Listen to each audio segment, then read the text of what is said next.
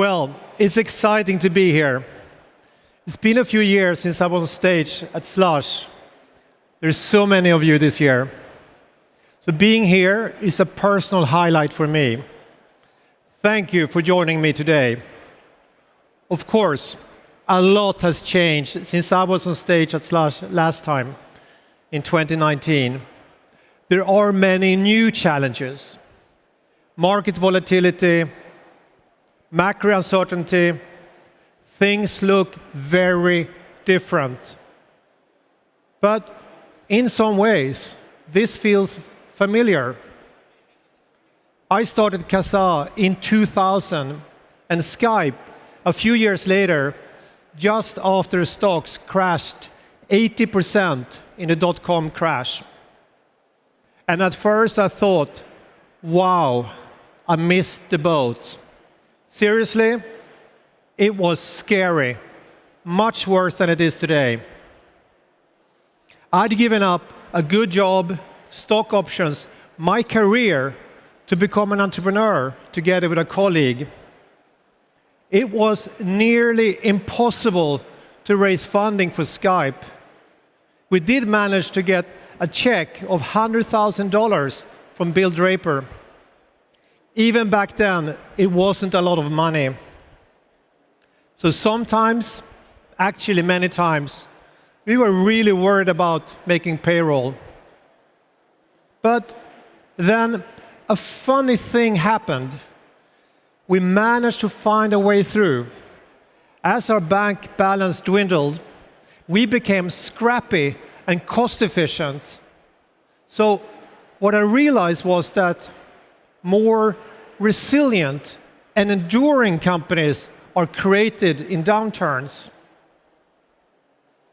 And based on what I saw then, and I'm experiencing today, I've never been more excited about what Europe is building. The reset presents Europe's first real test since the global financial crisis. And I believe it's also one of the best opportunities in the last 20 years. Because we're here today united by one common goal. We're all in the business of talent, innovation, and long-term company building. And innovation by talented founders is decoupled from the financial market. You wake up, you see a problem, you try to fix it. That's got nothing to do with Nasdaq. That means that the strength of European tech is about building a future-facing ecosystem, one that can withstand economic cycles and come through stronger. An ecosystem that supports the boldest founders, whatever is happening in the world. At Atomico, we spent a lot of time speaking with our founders over the last several months. A few of them are facing really tough decisions, cuts, layoffs, down rounds, and even closing down. We must not be afraid of the difficult choices that this reset brings. Just look at Google's layoffs in 2009, or Amazon's stock price crashing by over 90% in 2002. They made some tough decisions in this period of turbulence, and they come through stronger. And it was just a bump in the road. So we see over and over that great companies find a way through these difficult times. European founders created Stripe, Supercell, and Truecaller after the 2008 global financial crisis. It's worth remembering that from that one small check and a few tough years, Skype became the biggest tech M&A after the dot-com crash. So starting a company in a more challenging funding environment forged the resilience that made these companies special. So this is where context is critical. We've all been trained to believe that a company's ultimate value is reflected in its valuation today. Well, as an entrepreneur and an investor, I can say this: your valuation today matters less than you may think. It's just a reality. The cost of capital is more expensive, but it is still available. So we shouldn't lose sight of the ultimate goal to build for the long term. And that will ultimately mean that you will have to sustain through different cycles to different environments. The winning path isn't always a straight line, and it wasn't for me. We rarely acknowledge that the ecosystem needs the firms which don't make it. 50% of startups fail to raise a second round, and only 1.2% can scale to billion-dollar plus valuations.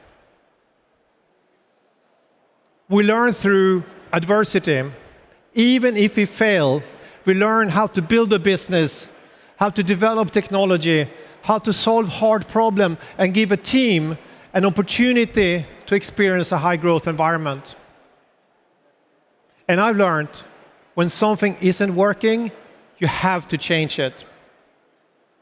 That could mean making cuts, taking a down round, or even being acquired. Even shutting down can be healthy, as it releases founders and talent from stagnant firms to take chances on other companies with greater potential. This is a time of tough choices. It's also a period of enormous potential. A whole generation that has only experienced the good times in the bull market is learning an important lesson. And when applied, this will strengthen the ecosystem. So, what happens if you choose not to make these hard decisions? Keeping a company on life supports traps scarce resources, talent, and capital in a company that will not achieve its goals. That's bad for everyone.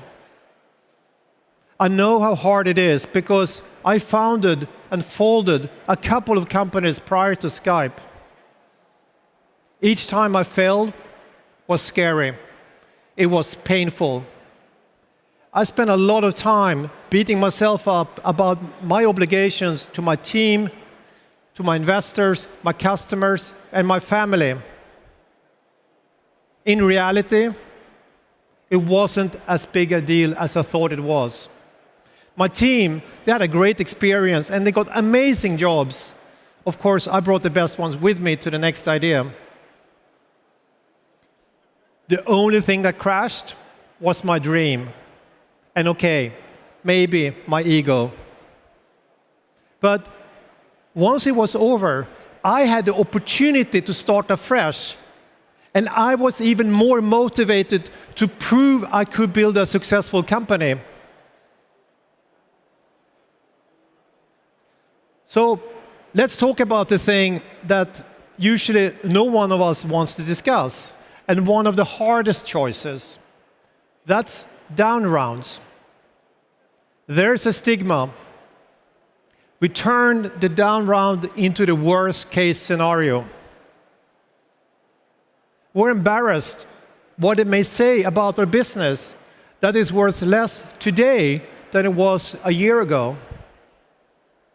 Data shows an uptick in down rounds in the third quarter of this year, with almost 19% of all European VC rounds are fitting this criteria.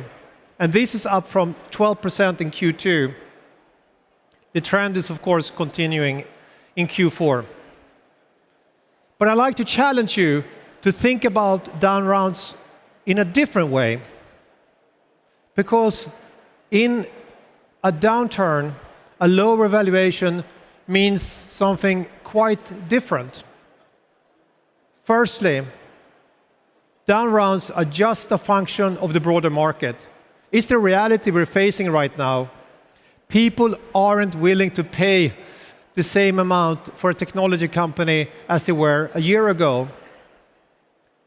Technology investments in Q3 is down 30% versus the same period previous year. At Series A, pre-money valuations in Q4 so far has fallen as much as 62% from the heights in the beginning of this year. Series B valuations are down 57%. And there is no sign of this changing anytime soon. In this environment, a lower valuations is no reflection on you. It's just market dynamics. Secondly, if you need to raise, do it right away. The biggest issue with down rounds is that people leave them so late. It's easy to hope that market will improve, and I've seen plenty of founders putting off the fundraising, hoping that things will change. For a company that is pre-profit, that means eating into future runway. And the less runway a company have, the more risk is associated with it. In just 6 short months, the fundraising prospects may shift from having a choice of clean term sheets from supportive investors to rescue financing littered with aggressive terms such as liquidation preferences and exit vetoes. And that's not a situation that I would like for a founder, so don't let that be you. Thirdly, down and flat rounds are really about growth. Raising money strategically before the point of no return could prove a masterstroke. Any founder with the courage to raise money early on clean terms can continue to scale at a time when others are pulling back and losing talent. This may be the single best time to hire great talent away from competition and consolidate your market position. Whether the market is shifting in 1 or 3 years, these firms won't have stood still. But what if you have to make the ultimate decision to close down your business? In my experience, when you come back as a repeat founder of companies that didn't work, you come back differently. You have a stronger determination to succeed because you have a stronger will to prove that you can build a successful business. And actually, we need that. For me, the third time we started a business, we invented Skype. The lessons that we learned the first time around and the second time around made Skype what it was. I'm sure there are some second and third time founders in the audience here today, so give me a wave. Hello. Awesome. I'm sure some of you can relate to this because 4 in 10 founders who achieve some venture funding aren't first-timers. And this raises to 6 in 10 unicorn founders. Those who have the guts to come back fighting are more likely winners. I know this from experience. So the reset is an opportunity. It can help Europe to mature exponentially quicker by developing this resilience muscle fast. We can create a stronger ecosystem, founders and talent with extra grit to sustain the difficult times. But speed matters. The sooner we recognize that this is the new normal, at least for the foreseeable future, and take the necessary steps to ensure the longevity of our businesses, the sooner we can move to solid foundation and keep building. Our expectations may have to change. Timetables most certainly will. But this does not diminish our ambition nor potential. There are fewer distractions and no one is talking about froth anymore. We need true vision more than ever. We can now focus our resources on technologies that can solve large-scale problems with greater urgency. We must show the next generation of talent the true potential of technology in solving large problems. But let's talk for a moment about monetary value. When I need some perspective, I look at the Nasdaq Composite Index over time. These companies have grown their aggregate revenues from less than 1 trillion in 2000 to almost 7 trillion today. Of course, over these 20+ years, there have been periods of time with less growth. When you zoom in to the global financial crisis or the dot-com crash, we can see that revenues plateaued. But when you zoom out, we see the trend, consistent long-term growth, and the bumps in the road are barely visible. Europe's tech ecosystem is the best it's ever been. We have the toolkit to succeed. This talk today may mean different to each one of you. The economic environment affects all of us. For some of you, maybe it's less extreme. Nonetheless, I hope that hearing about my experience gives you a different perspective about the challenges that you face. Whatever is happening in the market, there are fundamentals that don't change. Entrepreneurs are the game changers for a more imaginative and sustainable world. Do not change your vision. We need your bold ideas more than ever. Keep building, keep believing. There will be those who say that now is a time to play it safe. But I truly believe this moment right now could be the best time to deliver inspired solutions to the significant challenges the world is facing. There's so much important work to do. So I'm excited to see what you will build from this reset. Thank you.